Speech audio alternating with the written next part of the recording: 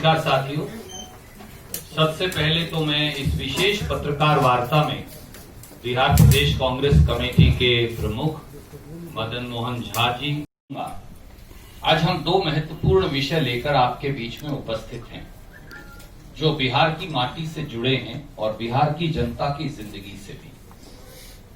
और जिस विषय की मैं चर्चा करूंगा वो शायद बिहार का सबसे गंभीर विषय, आईसीयू में बिहार की स्वास्थ्य सेवाएं। इस विषय के साथ हम आपके बीच में उपस्थित हैं। बिहार में नीतीश कुमार जी और सुशील मोदी जी सत्ता का सुख भोगते रहे और बिहार की स्वास्थ्य सेवाओं को आईसीयू में पहुंचा दिया, जो अब वेंटिलेटर पर आखिरी सांसें गिर रही हैं।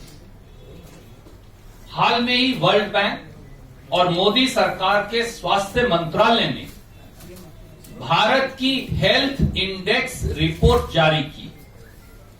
इसमें प्रत्येक राज्य की ये वो है रिपोर्ट। इधर दिखाइए, इधर हमें एक बार निकाले देते हैं इसमें से। इधर भी, इधर सर, इधर इधर इधर जी।